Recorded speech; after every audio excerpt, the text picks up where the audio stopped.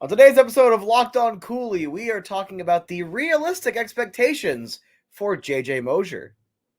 You're Locked On Coyotes, your daily podcast on the Arizona Coyotes, part of the Locked On Podcast Network. Your team every day.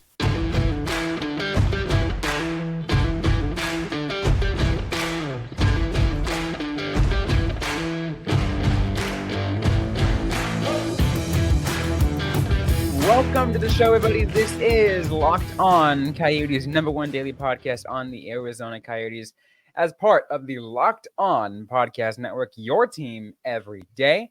I'm your host, Robin Leonio, alongside Matthew Jacobson. We want to thank everyone for making this show your first listen every day. We're free and available everywhere you get your podcasts, including on the Sirius XM radio app. We got a great show on today's episode because we're continuing our realistic expectations series as we continue this preseason and talk about our friend JJ Moser, because after a solid season last year, Matthew, can he do it again? I don't know, can he? I mean, am I supposed to be the expert here? I mean, I could try. I could do my best because I am on record because of a friend of the show, Kyle Pereira, as stealing his opinion that JJ Moser was the most NHL ready prospect of the prospects that were drafted by the Coyotes in 2021. And then that kid plays for Tucson for all of 18 games. And then it's like, hey, yeah, no, you're not playing down there anymore. You're an NHLer. And last year plays all 82, 31 points. And he got that. He's getting ready to get an extension, isn't he? He's up for an extension this year. Yeah, he is in his last year of his entry-level contract. So this season could essentially dictate how much he's going to get paid for a while, because he's definitely a top four defenseman. He is the best defensive defenseman since Zbigniew McCulloch on the team. Just straight up, I'm going to hype that one up. He is excellent defensively. The body positioning, the hockey IQ, phenomenal. But then, hey, I could also, score a little bit. I could also move the puck around pretty well. I could also man the point on the power play pretty decently. I don't understand it. It doesn't make sense. But 31 points, 24 assists, I am at a loss for words of how good this kid has been. And he was an overager. He was looked at as, oh, well, why would you want to draft him? I think it was his last year of availability, or second last year of eligibility. Yeah.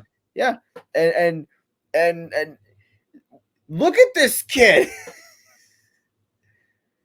Norris? He's doing well. He's doing phenomenal. And I love it. I love that he's been able to do that well. He had some games playing for the World Championship and some international games. More like minor roles, but he just continues to grow as a member of the Coyotes, and I love it. I think actually he was pretty consistent. He had 15 points in 43 games in his first season, and then 31 points in 82 games. That's pretty consistent. Yeah, he's consistent with production. And another thing, as I'm reading his elite prospects profile, because a lot of times he'll leave the quotes up.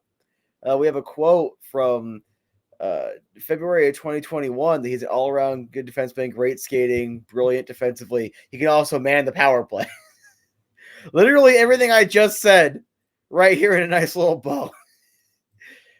60th overall in the 2021 draft. That who was taken, who was taken after him, or was there any good ones? Because that was after Nyes, so we couldn't have played that card.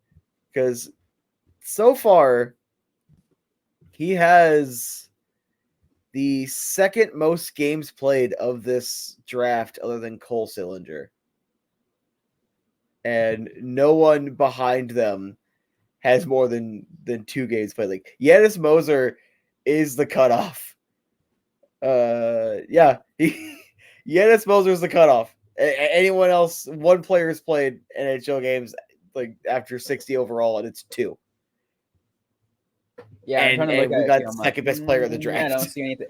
I don't see anyone else. I'm just like, look, I'm just scrolling through, and I'm like, yep. Okay, not the actual second best player in the draft. I'm hyping him up a little bit there. Owen Powers and Matty Beniers were in this draft, so it was a McTavish. It's weird that they all haven't played 100 games yet. It's literally just Cole Sillinger and Janis Moser, and this feels like a typo. But I'm looking at it live, so I don't know how to feel about that. And it's amazing too. Again, as the value getting picked, as you mentioned, at 60th overall is amazing. Especially consider, let's see, some of the players picked before that, beforehand. Well, the two Coyotes draftees before him were Josh Jones and Ilya Fedotov in the second round. Mm-hmm.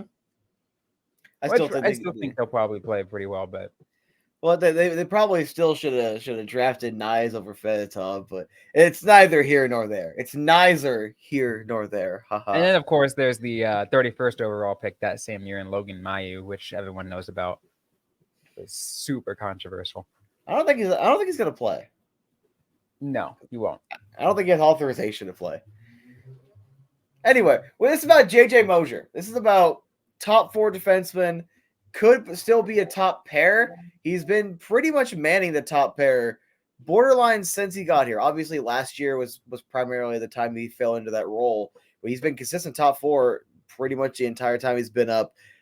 Just, again, excellent in every aspect of the game, minus, like, being a dominant shooter. He has an okay shot. Like, he's more so like the setup guy, but he still is a decent shooter. He's a good stay-at-home guy. Yes. And you need that. If Keith Yandel is going to keep on pinching the puck and missing, Zbigniew Michalek has to already be back in front of the net to block the 3-on-1. That's what JJ Moser is. It is. We're going to continue to talk about JJ Moser in just a minute, get through some of our more in-depth thoughts on our expectations for him in the 2023-24 season. We'll get to that in just a moment. But first, a quick word from our sponsors on the show. And today's episode is brought to you by DoorDash. Furnished your last piece of toast, avocados gone bad, or is the hot sauce bottle empty? Try grocery delivery from DoorDash. You'll get everything you want delivered when you need it right to your door. You trust DoorDash to deliver your restaurant favorites, and now you can get grocery delivery that actually delivers too. With thousands of grocery stores to choose from, you'll find the best in your neighborhood and boost your local economy with each and every order. You'll get exactly what you ordered, or we'll make it right. So sit back and enjoy quality groceries just like you picked them yourself. Want even more value? You can save on all your groceries and restaurant favorites with a $0 delivery fee on all eligible orders with a Dash Pass membership. With easy substitutions right in the app and best-in-class support, DoorDash delivers groceries exactly how you want it. Get 50% off your first DoorDash order up to a $20 value when you use the code LOCKED at checkout. Limited time offer. Terms apply. That's 50% off up to $20, no minimum subtotal, and $0 delivery fees on your first order when you download the DoorDash app in the App Store and enter the code LOCKED. Once again, that's the code LOCKED for 50% off your first order with DoorDash. All right, Matthew, let's continue our expectations on JJ Moser. And I think it's really worth adding that the depth of the defense and just overall the roster and just the defensive personnel this year versus the last couple years has improved a pretty decent amount. I feel like there are a lot of holes in the previous years that have been patched up. They've still got ways to go, but I feel like this year JJ Moser, even though he already been playing well, will have a lot more of a comfortable seat and will greatly. And I think he'll improve. He'll have an improved season because of that. I think your point is good, and this probably extends on that point. Without Shane Goss to spare, I think his numbers are going to go up. not a 50-point score. I think Moser is going to comfortably be anywhere around a half point per game to a little bit less, because he's more of, when it comes to the offensive, it's depth. That's his offensive game. He's excellent defensively. He does that perfectly. And he's also mostly running back, but 7 goals up from 4 the previous season. That was in half the games. 24 assists up from 11, 31 points up from 15. I could see about 10 goals, maybe hovering closer to 30 assists, being somewhere around 40 points, if not a little higher. I just don't want to get too excited because I don't think he's not OEL where you're going to get a 20-goal season out of him. But I do think with the opportunity opening up a little bit, I do think he'll have a bigger role in the offense. The numbers will go up a little bit. I think that's a fair assessment. The numbers will go up just a little bit because of just, I think, the more responsibility. But at the same time, I also feel like, the addition of Dumba and Dersey will kind of also take some of the extra weight off of him, because he's got some, especially with Dumba, because you got a veteran back in there. I mean, he's got a decent amount of veteran, younger veterans, I should say, because Dumba, Brown, and Stetcher at 29 are all younger veterans, but they're still veterans enough to kind of help, make sure everything runs pretty smoothly. And then Dersey out there is just Dersey because he's actually pretty good. He's going to add some offense to the game, pretty decent offense to the game. It's weird to think of Dumba as not being an old man, because he's been in the league what feels like forever, and he's not even 30. I know. I was thinking about I was just saying veteran to start off with, and I was looking at Camp Bradley. I'm like, oh, he's only 29. But he's a young veteran. But then on the flip side, Stetcher looks 35. Stetcher looks 29. A solid 30. 29. the duality of a veteran defenseman. One is like, you think he's been around forever, but he's still under 30, and the other one looks like he's pushing 40, and he's still under 30. Troy, you're never gonna watch this. This is not meant to be an insult. You look older, especially with that mullet. Maybe what also tends to happen, Matthew, and maybe it's just like, even though the age gap isn't much different, when you take a look at people who are older, you kind of have a certain mindset like that they look older, and now the people who are younger look younger. Like what teenage? Like, for example, when we were younger, right? Teenagers looked older than they were. Once we reached teenagers, we associate. And now we look at teenagers, we're like, I think that was partially because in movies like Spider-Man, they had 30-year-old adults playing teenagers. So I think it warped our perception. That is pretty fair. Maybe that kind of still translates. Our brain tends to trick us into thinking older people, those that even are a couple of years older are older. I don't know. I miss calling him Yanis Moser, because he's just essentially, since he made the NHL jump, he's just been JJ Moser. But whenever he was drafted, it's like, oh, Yanis Moser, and you have his middle name. So even though this is not the way you pronounce it, I like pronouncing things weird. So I'm like Yanis Jerome Mosel. But everyone just calls him JJ Moser. He's just JJ. He just 2 J's. He gets to be letters. JJ. That's what it is. It's just JJ. Just JJ Moser. I don't know.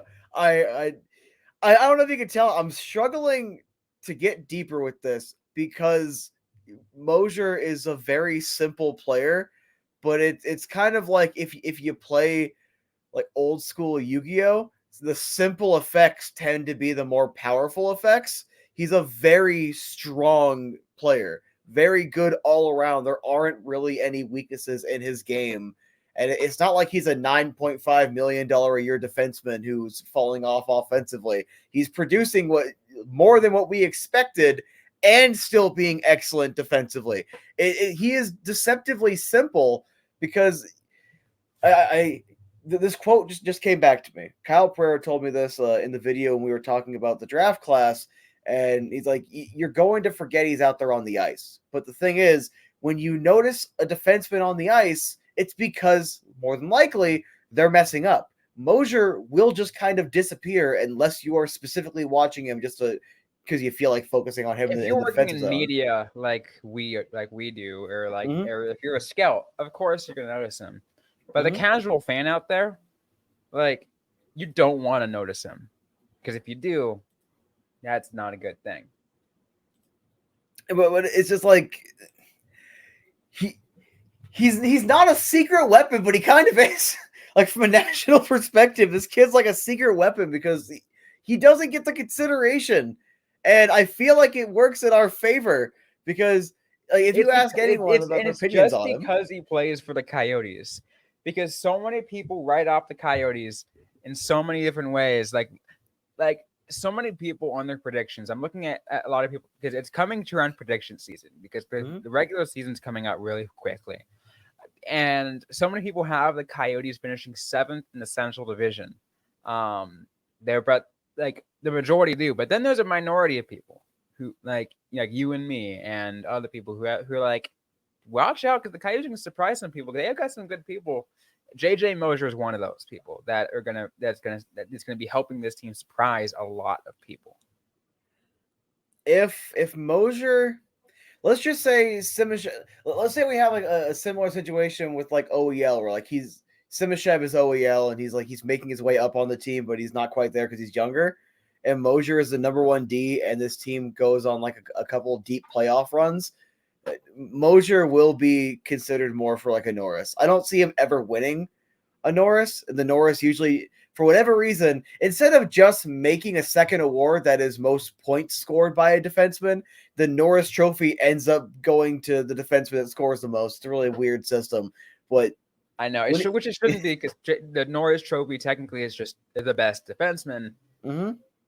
And if statistically, let's say like you're like, I feel like best defenseman should be mainly, I mean, yeah, sure, if you had good goals, that's one thing, but it should also be on the number of blocks that you register, or the number of hits, pass deflections. Like there's a lot of other stats you could do, and I think Steve Peters actually said it pretty well when they were talking about Erik Karlsson winning. It should be decided. I think he said it should be decided by the coaches. It's literally, which guy would you rather have in this like game on the line scenario, back playing defense? And JJ Moser, I would trust with my life. All right, it could be Game 7 of the Cup Finals. There's 30 seconds left. Coyotes are down by 1.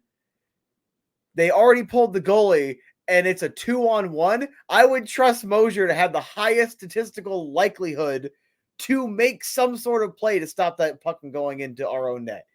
That's how much I trust Janis Moser. I like that. I like that. Let's get a stat line. It doesn't have to be points, doesn't have to be goal, or anything like that. But any kind of stat line you think might be worth mentioning of how you think JJ Moser is going to perform this season. I'll stick with what I said earlier. I think he can hit about 10 goals. His assists should go up. I don't want to quite say it will be 30, but I think he'll hover closer to 30, and he'll be somewhere around that 40 point, about a half point per game player, with that bigger role. I think this is going to be a little bit of a different one. I think that his average time on ice is going to increase. Right now, I'm looking at it. In the last couple seasons, his average time on ice averaged around like 16-ish minutes per game, which is like 16 per 60 minutes. Technically, is what it is. Which isn't bad. I think it's going to go up maybe just a little bit. Going up drastically is not going to be crazy. He's not going to be one of the defensemen that's going to easily pull 30 minutes a game.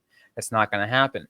I do think maybe 18, 19 minutes a game might be within his realm. Well, last year it was 21:03 technically, and I still can't get over the fact that he had 11 power play points. My God. Yeah. Well, we're talking. I mean, like, I guess because the stat number I'm looking at was in on 5-on-5 purposes. Oh, I'm just looking at the NHL site. So yeah, that makes sense because he also plays special teams. Yeah, but for 5-on-5, around 18 minutes a game, maybe. Yeah, because he should have the bigger role. Him and Dumbo are probably going to be a bit of workhorses this season. Yeah, I think that's a pretty fair assessment. Again, Moser's going to be he's like you said, he's just going to have a bigger role. I'm excited to see how the pairings exactly look. We'll see more again as these preseasons come. Speaking of preseason games, coming up on Sunday, depending on what day you're listening to this. If you're listening to this on Sunday, it would be later today, or maybe you already missed it. The Arizona Coyotes play the Anaheim Ducks over at Palm Springs. So that's a little preseason game. Maybe you might be able to get a good idea if Moser's over there playing that game. We'll see. But I think that should be a good game, especially Matthew, since it's a game in Palm Springs, highlighting once again hockey in the desert, which I believe, if I've been told correctly by the host of Locked On Ducks and the PA announcer for the Coachella Valley Firebirds, that this game is sold out. So if you'd like to help us sneak in the back, wink, wink. I work on Sunday, unfortunately, but maybe you can help Matthew sneak in the back. I also work on Sunday, but I'm going to try to get off work early because I don't really care about the rodeo, so I can go to Tucson wearing a ASU jersey. Speaking of Tucson, we'll be there later. We'll be there as well next week, but that'll be a conversation as we get closer to that preseason date. But anyways, any final thoughts before we close things off on today's episode, Matthew? JJ Moser, if this team is gonna make the playoffs, is gonna be like ridiculously important, and no one's going to care. That's all I got. I love that. Anyways, that's going to be it for today's episode of the Locked On Coyotes podcast. If you liked what you heard, don't forget to leave a review, like, comment, subscribe if you have yet to already. We are available everywhere you get your podcasts, including on YouTube and the Sirius XM radio app. Don't forget to interact with us on social media on Facebook, facebook.com/LockedOnCoyotes, and on X at @LO_Coyotes. I'm personally at Robin_Leonio. Matthew Jacobson is at the AZ Sports Guy. Interact with us, ask a question you might have. We might answer right back or on a future episode of the Locked On Coyotes podcast. Thanks again, everyone, for listening to today's episode. Hope you guys are staying safe out there. Hope you guys are staying healthy. And don't forget to howl on.